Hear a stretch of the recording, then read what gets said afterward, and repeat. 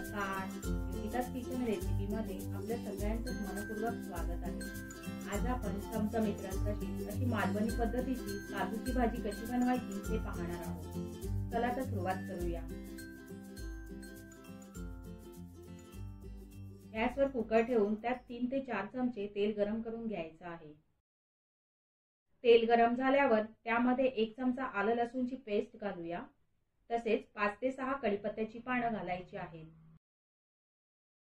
आलं लसूण छान तेलावर परतल्यावर यामध्ये घालूया 1 बारीक चिरलेला कांदा। कांदा मऊसूत होईपर्यंत परतून घ्यायचा आहे। आता 1 मध्यम आकाराचा टोमॅटो बारीक चिरून घालूया।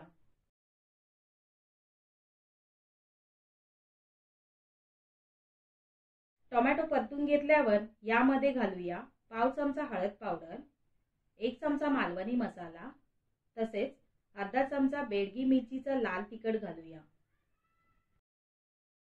यामुळे भाजीला रंग छान येईल। आता हे सर्व मसाले छान परतून घेतल्यावर यामध्ये घालूया बटाटे। इथे मी 1 बटाटा कापून मध्यम आकाराच्या फोडी करून घेतल्या आहेत।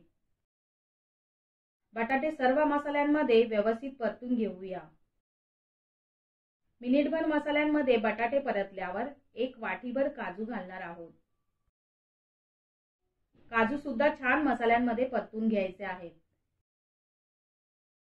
मध्यम आचेवर आपण हे काजू आणि बटाटे मसाल्यांमध्ये परतून घेतले आहेत। आता ह्या स्टेजला कांदा खोबऱ्याचं भाजून तयार केलेलं वाटण घालणार आहोत। यामध्ये वाटीभर पाणी घालायचं आहे। भाजीचा रस्सा घट्ट पातळ हवा असेल त्या प्रमाणात पाणी घालायचं आहे। वाटण व्यवस्थित मिसळून घेऊया। यानंतर चवीपुरतं मीठ घालूया आणि भाजीत मिसळून घेऊ। आता मोठा गॅस करून भाजीला उकळी आल्यावर घालूया थोडी बारीक चिरलेली कोथिंबीर, तसेच 1 चमचा कसुरी मेथी घालूया। कसुरी मेथी घालणं पूर्णपणे ऑप्शनल आहे। व्यवस्थित मिसळून घेऊ आणि कुकरचं झाकण लावून 2 शिट्या काढायच्या आहेत।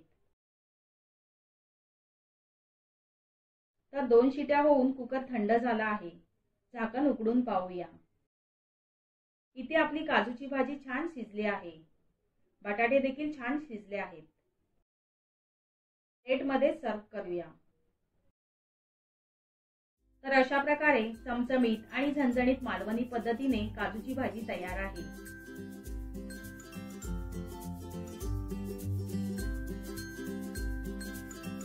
तर तुम्हाला आजची रेसिपी आवडल्यास व्हिडिओला लाईक करा, कमेंट करा आणि चॅनलला सबस्क्राइब करा।